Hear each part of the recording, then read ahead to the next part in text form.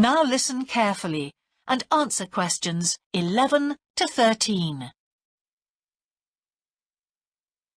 For the second in our series about locally run businesses, we meet Simon Winridge, co-founder of the hugely successful Winridge Forest Railway Park. Welcome, Simon. Now, perhaps you can begin by telling us a little bit about how it all started. Well, during the 1970s, my wife Liz and I had just acquired 80 acres of sheep farming land, and we decided to settle down and have children. Pretty soon we had a daughter, Sarah, and a son, Duncan. The place was wonderful for the kids. They particularly loved trains and gradually built up an enormous network of miniature railway track. I began to develop larger-scale models of locomotives, but we didn't think anything more of it until I went on a trip to a theme park near Birmingham and decided we could do a much better job.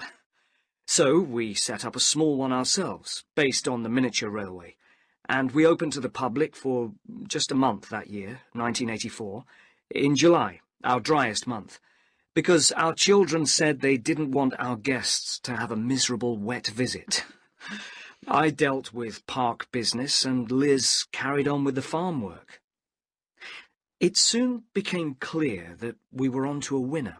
We began to extend the railway track and lay it among more interesting landscape by planting trees, which in turn attracted more wildlife, and by making cuttings through the rock. Nowadays, we're open all year round, and we're pleased to say that Winridge is one of the most popular visitor attractions in the area, with 50,000 visitors a year. 1.5 million people have been through our doors since we opened.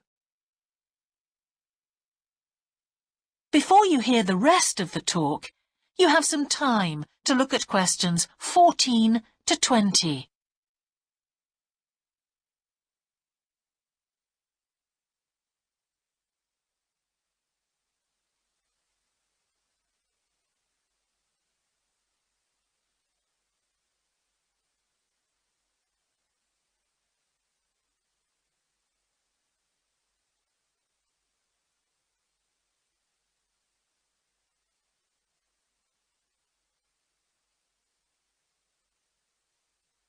Now listen and answer questions 14 to 20. All these visitors mean we have had to expand our operation, and it's now a truly family concern. I'm near to retirement age, so I only concern myself with looking after the mechanical side of things, keeping the trains going. Liz now devotes all her energies to recruiting and supporting the large squadron of workers, which keep the place running smoothly. We're really pleased that, after some years away teaching, Sarah has now returned to the park and makes sure the visitors are kept fed and watered, which keeps her pretty busy, as you can imagine. Our son Duncan has been a stalwart of the park for the last 10 years, taking over from me in the area of construction, and I'll say a little bit more about that in a moment. And his new wife, Judith, has also joined the team in charge of retail.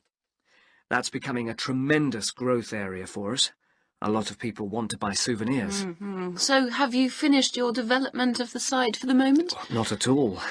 We're constantly looking for ways to offer more to our visitors. The railway remains the central feature, and there's now 1.2 kilometres of the line laid, but we'd like to lay more. Because of the geology of the area, our greatest problem is digging tunnels, but we're gradually overcoming that.